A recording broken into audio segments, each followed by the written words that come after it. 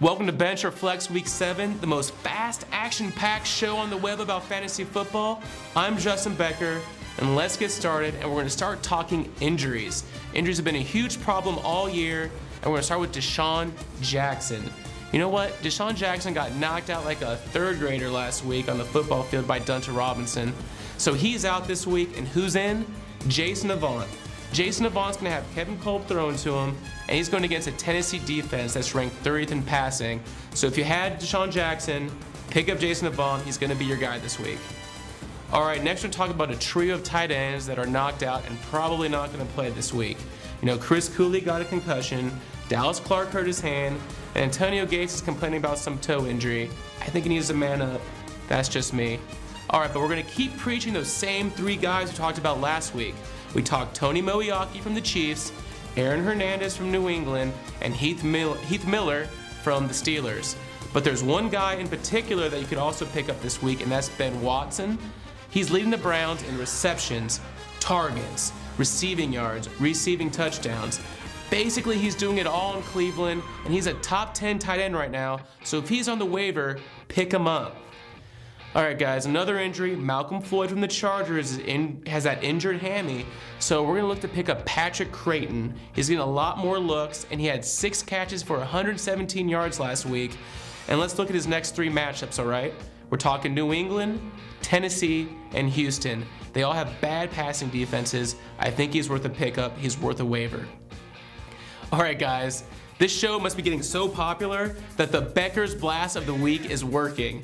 We called out Greg Jennings last week. He had done absolutely nothing for us this whole season.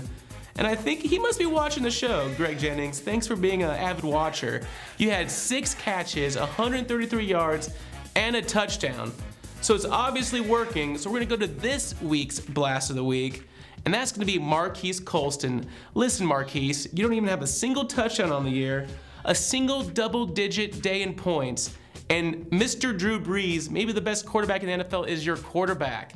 You know, get off of Bourbon Street, get rid of those plastic cups full of booze, clean yourself up, and get out there and, you know, catch a touchdown this week, all right? That's it for the Blast of the Week. Next up, Mike Williams from the Seahawks. He's been dinged up all season, you know, had a couple injuries, but I think he's finally getting healthy. He had 10 catches and 123 yards last week, so if you're in a PPR league especially, Williams is a great bet to grab him. Next up is Chris Ivory from the Saints. He had 158 yards on 15 carries. You know, he's igniting a sluggish Saints running offense that's done really nothing this year until last week. You know, he's putting up solid numbers and he's playing the Cleveland Browns. I think if you're in need of a number 2 running back in your league, let's go Chris Ivory.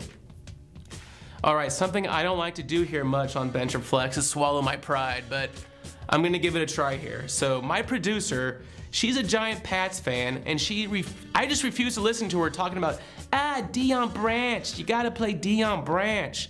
I thought it was a lot of homer pondering, guys. I was wrong, I'll admit it. Deion Branch is a must pick up in any league that you're in right now.